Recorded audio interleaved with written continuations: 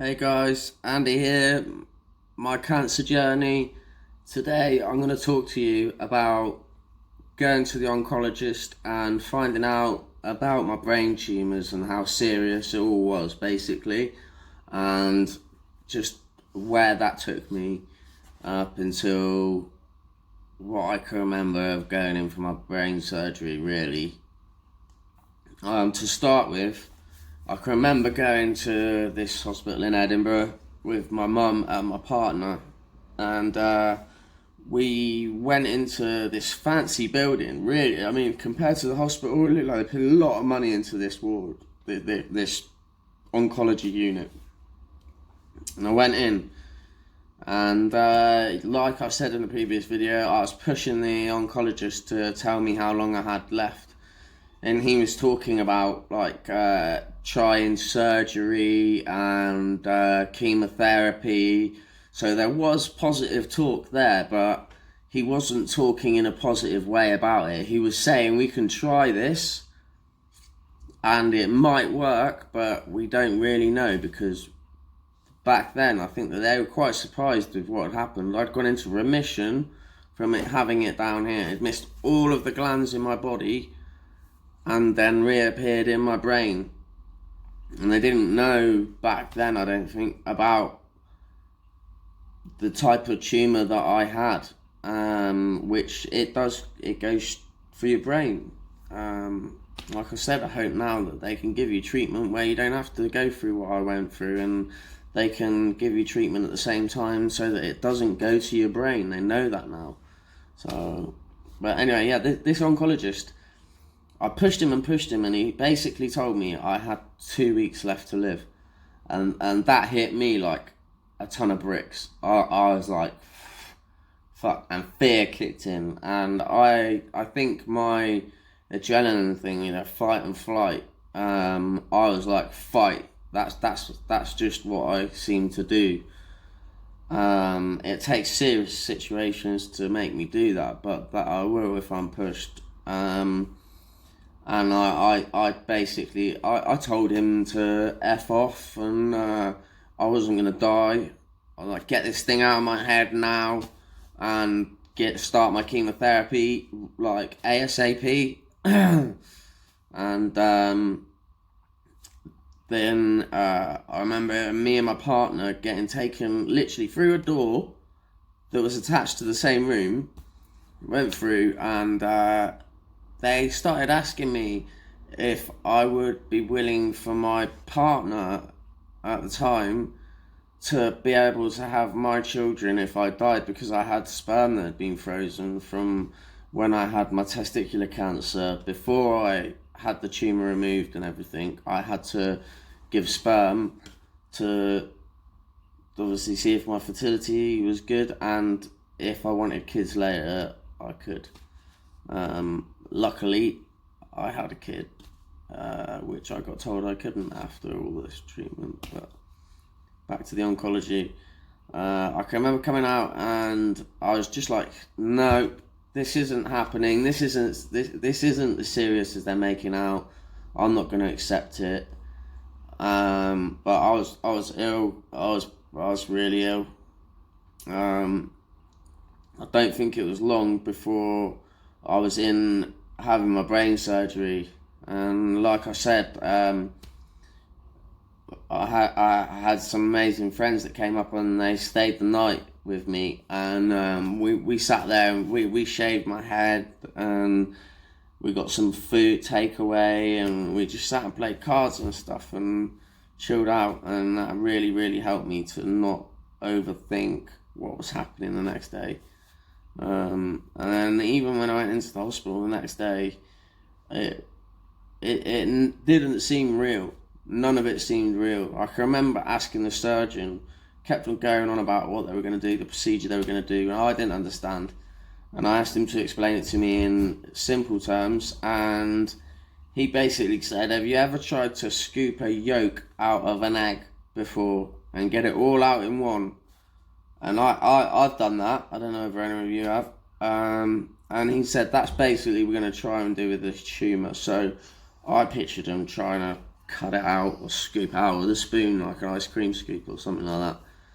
So anyway, I had all my family in the room at this point, and we were joking around, really. Everyone was trying to joke around with me. I was joking around. My dad, me and him have a bit of an understanding. I wasn't allowed to eat. He started winding me up about having a sausage and egg butty, which I was obsessed with at the time.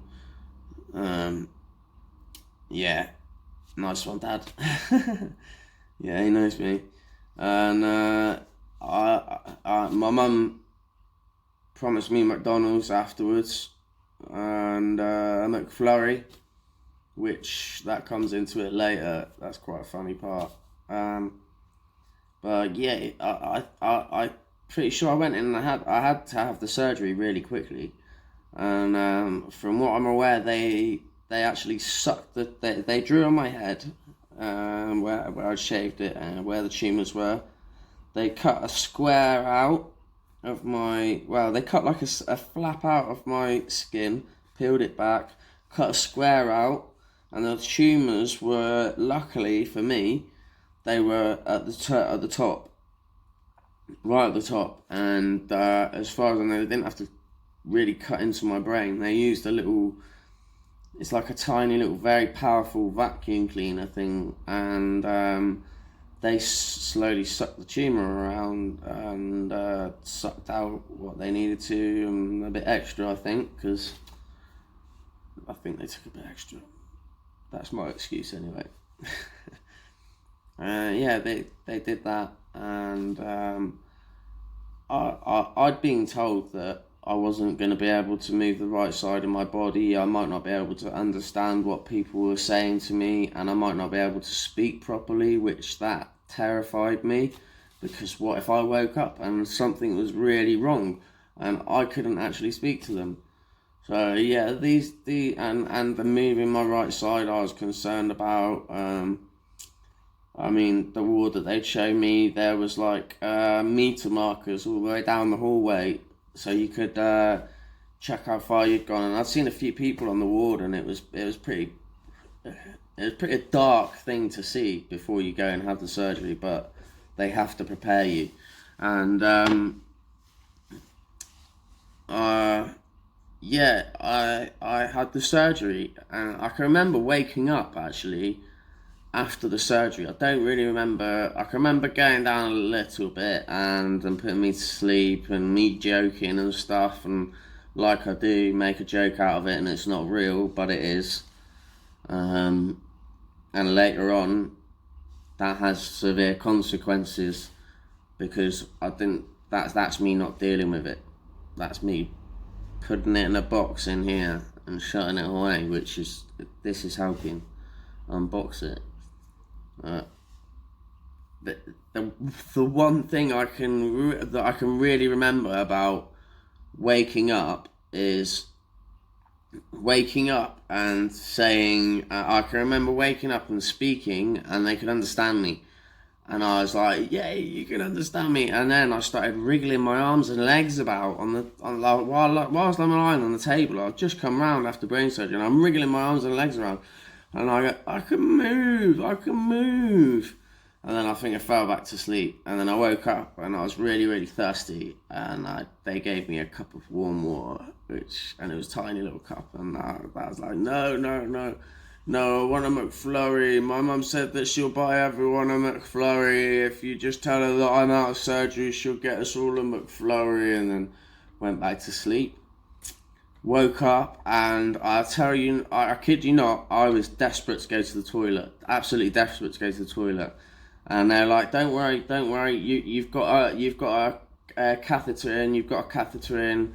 Don't worry." I was like, "No, take it out. I need to go properly. And they took it out, and instantly I didn't need to go anymore. Then I must have fallen asleep again, and then I come round and I'm on a high dependency ward, and this was scary, because I was like hooked up to there's life support machines and stuff there. There was only 4 people on the bay, and there was 2 people watching it, and literally the nurse's bay was right outside the room. We weren't left on our own at all for the first 24 hours. And I can remember being on there and feeling sort of quite safe on there. I was scared to go off of that ward when it came to the end, because I knew that I wasn't going to get looked after quite as well as I had been. I mean, they had me on a lot of painkillers and stuff, so it was all very blurry, which I'll get into that as well. But for me, I joked about it all.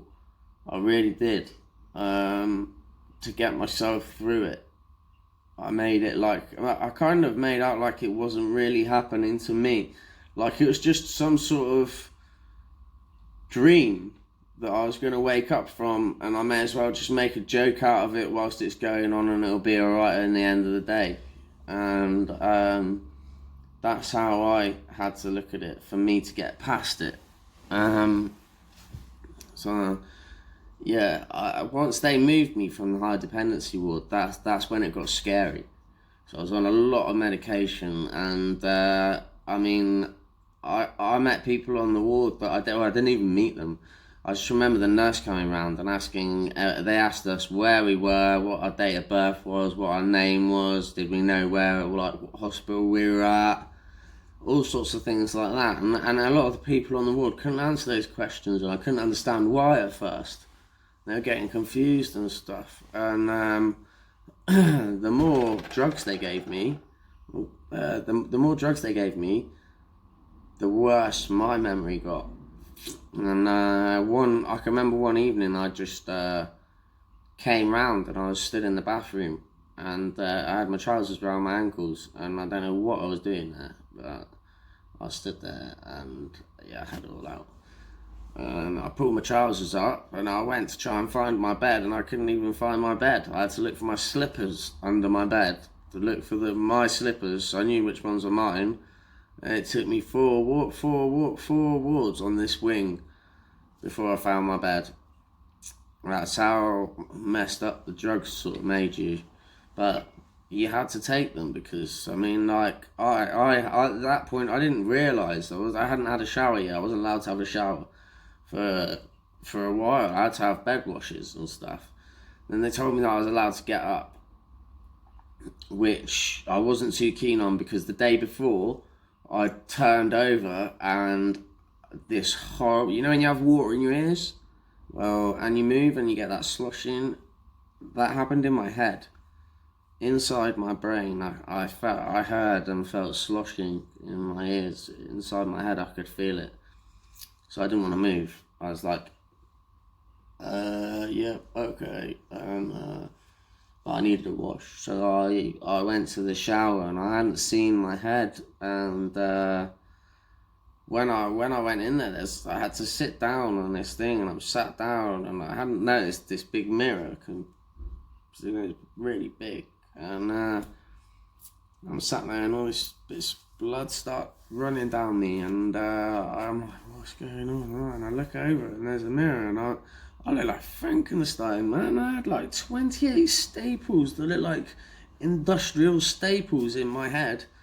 And it was brutal. It was brutal. I mean, I can remember sitting there watching it, and it was going ba-boom, ba-boom, ba-boom, ba-boom, and beating with my heartbeat where the skull wasn't healed. That freaked me the hell out. You know what I mean? I didn't want to look at myself in the mirror. It was scary. Really, really scary. And there's a guy in the bed next to me who his stomach was like a balloon. I think he had stomach cancer in his brain, all sorts. He didn't know where or what was going on or anything. And I heard him messing around at the bed in the middle of the night, and I thought, what's he doing? He's figured out what he's doing. Having a bit of fun, moving up and down and stuff. And then all of a sudden, he must have done the thing where it sort of where it sort of brings your legs up and makes you sit up, but it tucks you, it squashes your stomach really. And I think he'd done that, and he started screaming for help, and he pushed the thing, and it was like bing, bing, bing, bing, bing. no one came. So I'm thinking, well, he started screaming by this point. Help, help, help me, I'm dying, help me, help me. I'm freaking out. I get out of my bed and I'm off my head on these medication, right? And I managed to stumble down the hallway to the nurse's office. And they're also having a cup of tea, and there's things, the light on the wall's going off and that. And I'm like the guy in the bed, I think he's dying, like he's screaming and all. Then they all came and sorted it out, and it was like it was nothing. And there's another old man. He used to walk around with his gown like undone at the back, and he'd have a nappy on, and he just used to come up to you and wake you up and scream, like start asking you for help and stuff. It was scary, man.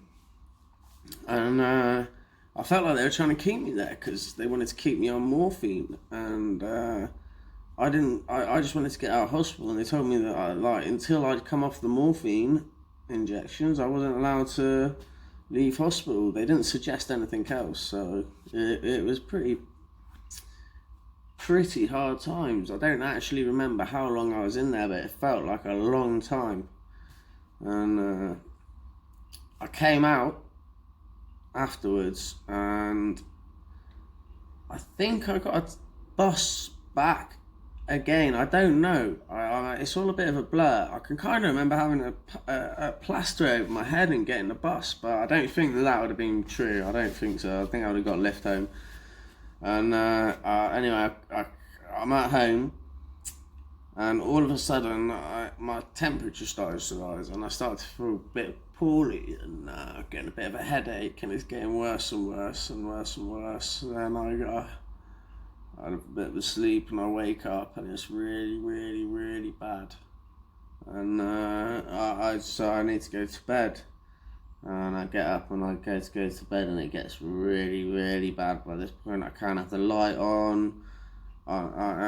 Spinning and feeling really sick. I had a sick bowel there, and my head I was in so much pain, like unbelievable. I've never felt pain like it.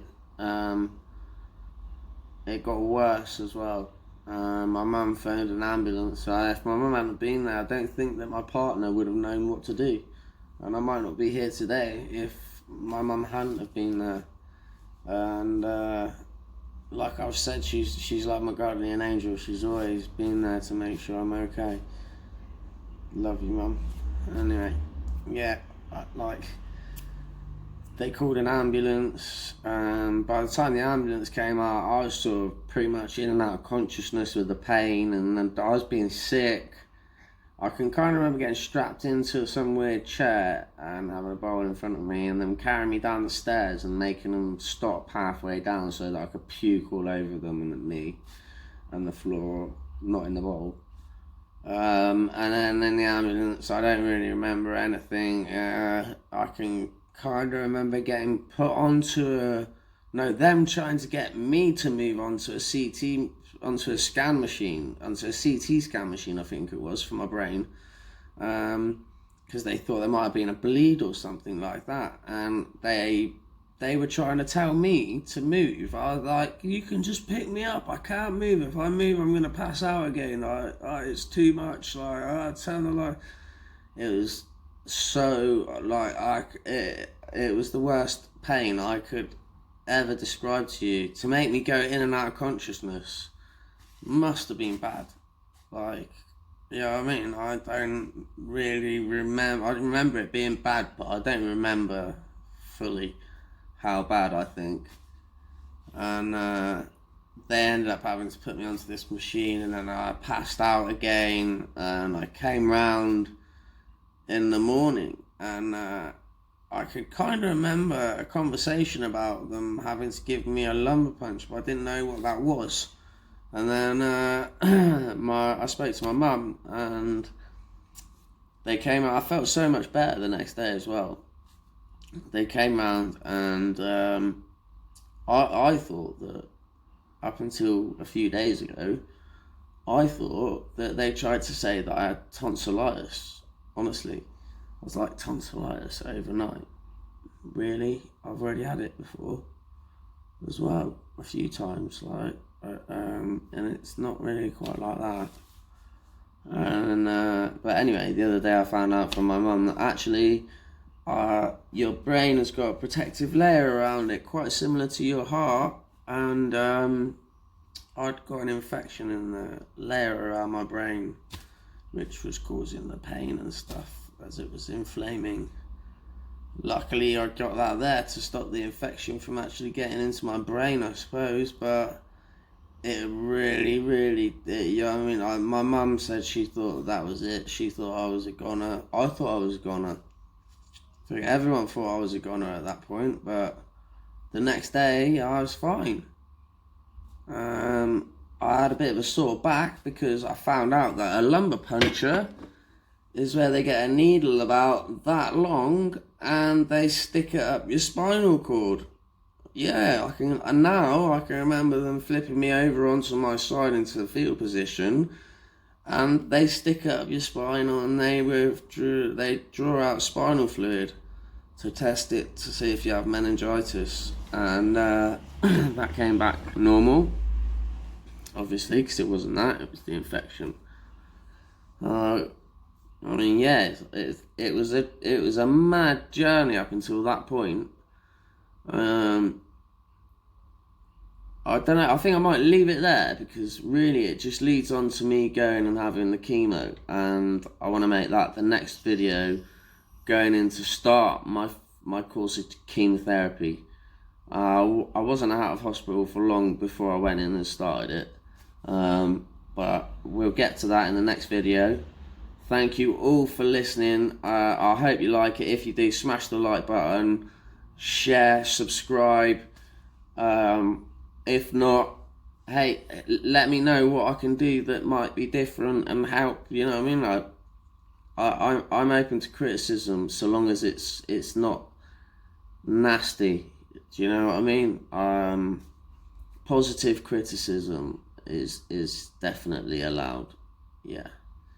I'll reply to that in any way I can, and hopefully it'll help me with making this a better channel for people to subscribe to and watch.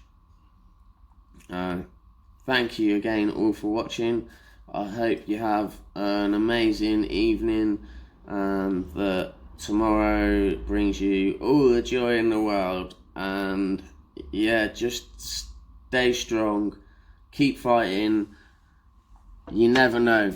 You just got to keep fighting, and try and keep that positive mental attitude. Do that thing that I said in my other video about picturing your body full of a colour, positive energy, crushing the tumour, pushing it down. That seemed to help me. We'll speak soon, and lots of love. Bye.